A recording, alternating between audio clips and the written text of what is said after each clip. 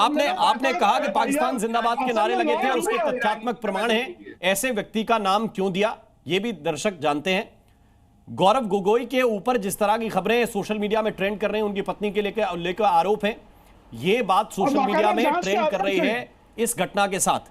इसमें देश की जनता का विवेक, उस पर भरोसा कीजिए। मैं चाहता हूं विवेक श्रीवास्तव आपको इन कराना, क्या आपको लगता है कि इस वक्त विदेश मामलों में विपक्ष की तरफ से शशि थरूर ठीक नाम नहीं है? क्योंकि आप लोग यही कहते हैं कि भाई हम देश पे भरोसा करते हैं, विद्वत्ता पे भरोसा करते हैं। क्या वो नाम आपको लगता है कि कांग्रेस के लिए रिलायबल नहीं है, कि देश के लिए ठीक नहीं है? क्या ठीक नहीं है? जी जी देखिए, एम्बेसडर वोरा ने यहाँ पर 1994 का जो जिक्र किया, तब नरसिम्हा राव प्राइम मिनिस्टर थे, कांग्रेस की सरकार थी, लेकिन वाजपेयी जी को आगे बढ़ाया गया। और ये इसलिए बढ़ाया गया क्योंकि दुनिया को, पाकिस्तान को, यूनाइटेड नेशंस को मैसेज देना था दैट इंडिया स्टैंड्स वन, चाहे वो बीजेपी हो, कांग्रेस हो, सपा हो, कोई भी पार्टी हो। लेकिन जब इंटरनेशनल मुद्दों पे बात आएगी, क्राइसिस पे बात आएगी, तो देश एक रहेगा, प्रधानमंत्री के साथ रहेगा। हमने अभी भी करा, जब मोदी साहब ने डिसाइड किया कि हम हमला करेंगे, तो देश एक था, सारी ऑपोजिशन पार्टीज प्राइम मिनिस्टर के साथ थी, पहली चीज। दूसरी चीज, अब आप एक प्रतिनिधि मंडल बना रहे हैं और आपने उसको एक कार्य दिया, और उस प्रतिनिधि मंडल में आप कह रहे हैं साहब विपक्ष की पार्टियां भी रहेंगी, तो इसके पीछे क्या मंशा है, क्या मैसेज है? अगर आप चाहते तो बीजेपी का ही एक पूरा प्रतिनिधि मंडल बन सकता था। 150 करोड़ के देश में तो जरूरत भी नहीं है कि आप अपोजिशन पार्टीज को, लोगों को लाए।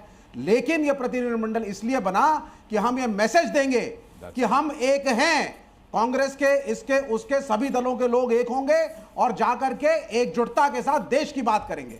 तो जब आपने निर्णय लिया है तो पार्टियों को आप थोड़ी खुली छूट दीजिए कि वो अपने हिसाब से अपने प्रतिनिधियों को भेजें, ये मेरा मानना है। अब पार्टी बड़ी होती है, उसमें अनेकों कार्य होते हैं, अनेकों चीजों के प्रभारी होते हैं, ये कौन मान रहा है? अब ये इसका ये मतलब तो नहीं हुआ कि थरूर साहब की कोई वैल्यू नहीं है कांग्रेस में। उनको पार्टी किस काम के लिए क्या देना चाहती है, कहां भेजना चाहती है, उसके हिसाब से कौन सा असाइनमेंट इंपॉर्टेंट है, कौन सा नहीं, let the Congress party decide. Vivek Srivastava, छोटा सा विषय है, नेशनल इंटरेस्ट के समय तरीके से थरूर साहब पार्टी को कौन सा सब्जेक्ट ठीक लग रहा है, क्या नहीं लग रहा है, कौन सा प्रभार देना चाहती है, कौन सा बूथ संभालना चाहते हैं, क्या इस पे बात होगी? अभी प्रायोरिटी आतंकवाद है, अभी प्रायोरिटी पाकिस्तान के खिलाफ एक नैरेटिव पूरी दुनिया में रखने का। Absolutely, absolutely. तो अगर प्रायोरिटी ये है तो बेस्ट व्यक्ति कौन है कांग्रेस में? आप बताइए, आपका लेफ्ट का एनालिसिस क्या है? क्या आनंद शर्मा रिप्लेस कर सकते हैं शशि थरूर को? क्या राजा बरार रिप्लेस कर सकते हैं? Why not? बाबा सुनिए मेरी बात, चाहे बीजेपी हो या कांग्रेस हो या बाकी बड़ी पार्टियां हैं, कांग्रेस ने इस देश के ऊपर 50-55 साल तक अकेली सरकारें चलाई हैं। They have a cadre, they have their own people, उनका एक ग्रास रूट लेवल पे प्रेजेंस है, वो अपने तरीके से डिसाइड करें। हम क्यों डिसाइड करें या क्यों डिसाइड करें बीजेपी? आप नाम मांगिए, उनको वेट करिए और आगे भेजिए। मतलब एक शशि थरूर रह गए तो राजीव चंद्रशेखर को ना लड़वाएं केरल में चुनाव उनके खिलाफ, अगली बार घोषणा कर दे आज बीजेपी कि from now onwards he is so precious for us that in Kerala वो अनअपोज्ड जाएंगे, और उनको आप मंत्री बना लीजिए। एक नया ट्रेंड शुरू करिए कि ऑपोजिशन की तरफ से एक आदमी मंत्री बनाया जाएगा। ठीक है, अब मैं घनश्याम तिवारी जी के पास जाना चाहता हूं। घनश्याम तिवारी जी, एक तरफ मेरिट की बात होती है, इन्हीं शशि थरूर साहब को कांग्रेस ने बड़े जोर शोर से बताया, उनके इंटेलेक्ट के चर्चे इनके विरोधी भी करते हैं। समाजवादी पार्टी के लोग जो कुछ विरोध करते होंगे कांग्रेस का किसी जगह पे, वो भी कहते हैं कि शशि थरूर अपनी जगह पे योग्यता के पैमाने पर ठीक व्यक्ति हैं। अगर उनका नाम आया तो आपको लगता है कि बीजेपी ने इसमें भी राजनीति कर दी? क्योंकि प्रेम शुक्ला कह रहे हैं इसमें बीजेपी का कोई काम नहीं है, ये सरकार का पक्ष रखने के लिए जाने वाला एक डेलीगेशन है।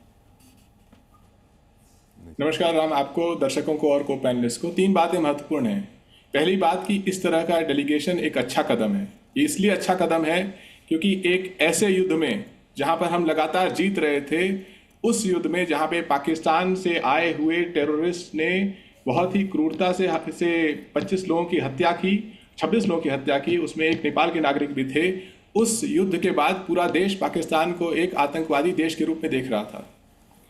भारत ने पाकिस्तान के ऊपर इस आतंकवाद की जिम्मेदारी ठहराते हुए हमला किया और उन आतंकवादी ठिकानों को नस्तिनाबूद किया। हमारी सेना अपने पराक्रम से, अपनी तकनीक से लगातार जीत रही थी, और ऐसे समय में डोनाल्ड ट्रंप ये घोषणा करते हैं कि युद्ध रुक गया है, और वो कहते हैं कि पाकिस्तान के साथ ट्रेड करेंगे, और भारत और पाकिस्तान को एक मंच पर सामान्यतः खड़ा कर देते हैं।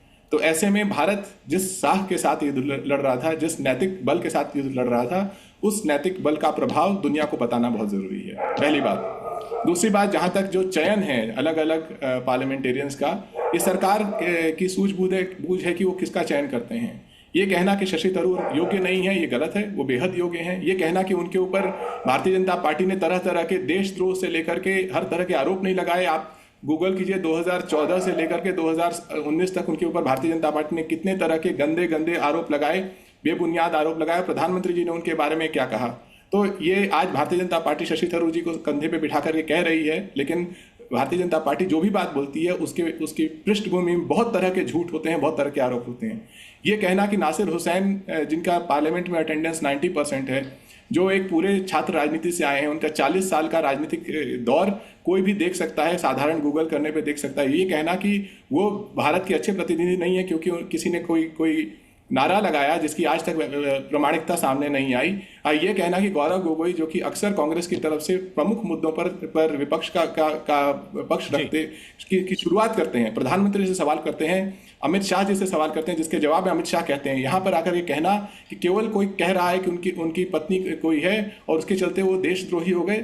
भारत में पिछले 10 साल से भारतीय जनता पार्टी के नेता, प्रवक्ता, सांसद, अनेक लोग अपने ही देश के लोगों को, चाहे कोई भी हो, देशद्रोही, धर्मद्रोही, न जाने क्या क्या आरोप लगाते रहे हैं। लेकिन जब देश के ऊपर आक्रमण हुआ तो सबने देखा, दुनिया ने देखा कि भारत की ताकत यह है कि हम एक साथ, हमारी डेमोक्रेसी हमारी ताकत बनी, हमारी सेना हमारी ताकत बनी, हमारे वो सारे स्तंभ जो भारत को पाकिस्तान जैसे एक आतंकवाद को पोषित करने वाले देश से अलग करते हैं, वो हमारी ताकत बने। तो मुझे लगता है ये अच्छा कदम है। और इसमें अगर कोई कांग्रेस ने जिन लोगों का नाम सुझाया है, कोई उनकी पृष्ठभूमि में जाकर के बेवजह आरोप लगा रहा है, तो वो प्रधानमंत्री मोदी के अपने कदम को कमजोर कर रहा है। मुख्य बात यह है कि आतंकवाद को पोषित करने वाला एक देश आज अमेरिका के द्वारा रामकृपाल सिंह साहब के पास में चलना चाहता हूं। आपने कई बातें बेहतर कही।